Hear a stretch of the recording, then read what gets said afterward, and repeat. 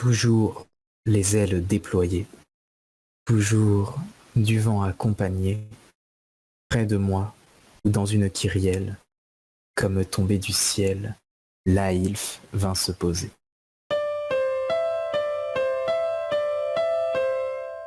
Ils possèdent des plumes, La plupart d'entre eux ont des becs, des ailes, dans le dos ou au bras. parfois même des cerfs. Chez les Aïlfs, les dragons rois sont particuliers. Ils peuvent léviter facilement. Ils ne se fatiguent pas en volant. Ils se déplacent extrêmement vite. Ils ont le pouvoir dit du vide absolu. On dit même que grâce à ça, ils pouvaient autrefois faire voler une cité. Il y a fort longtemps.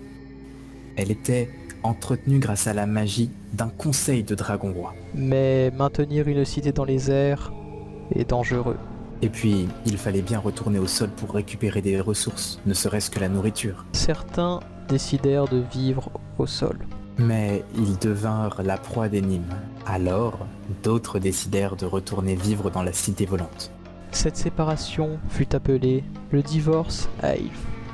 On ne sait pas si la cité volante existe encore, mais même aujourd'hui, les Aïlfs parlent de cette cité. Les Aïlfs célestes, habitants de la cité volante, appellent péjorativement les autres Aïlfs les terrestres. Ces derniers furent pris en chasse par les Nîmes et devinrent leurs gardes-manger, Jusqu'au jour où les Aïlfs ont appris à maîtriser leur magie de manière offensive. car ils en avaient marre de fuir. Ils se sont unis en communauté pour résister aux Nîmes et survivre sur la Terre. À partir de ce moment, ils ne se considéraient plus comme les proies, mais comme une force égale, voire supérieure. Et maintenant qu'ils sont unis, ils ne les craignent plus. Les Aïlfs parlent encore aujourd'hui de Nîmes sanguinaires, qui continueraient dans ces anciennes traditions. Les communautés Aïlfs se nomment les Kyrielles. Les Kyrielles désignent à la fois le lieu où se regroupent ces communautés et cette même communauté.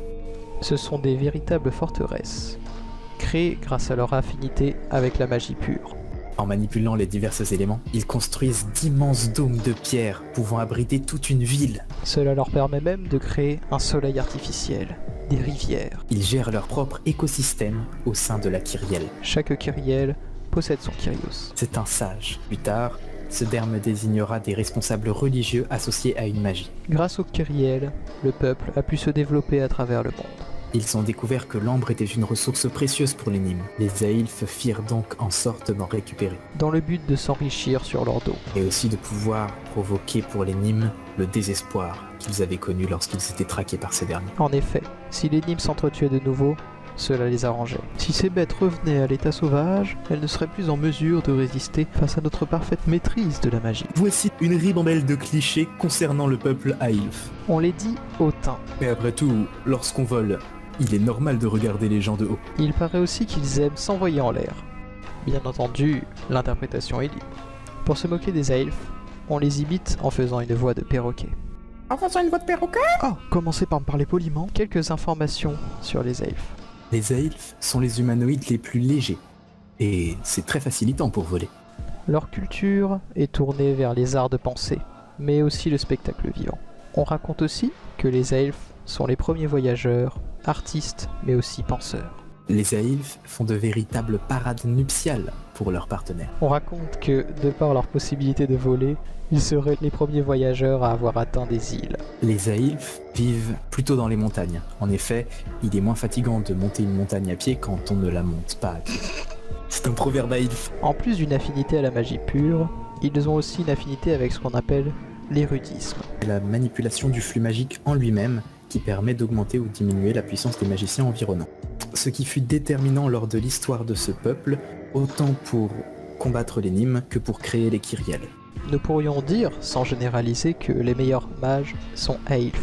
C'est évident. Ils sont à l'origine de la religion du Panthéon pur. Ils vénèrent les éléments depuis aussi longtemps qu'on s'en souvienne. Ironiquement, les Aïlfs sont un peuple qui vient du ciel, mais qui vit à présent dans la roche, enfermé dans leur Kyrielle, comme les Nilébog.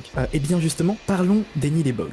Imaginez... On n'a plus le temps. On n'a plus le temps. On n'a plus le temps. Plus le temps. Eh bien, nous parlerons des Nilébog une prochaine fois. Et la prochaine fois que vous lèverez les yeux, vous penserez à nous.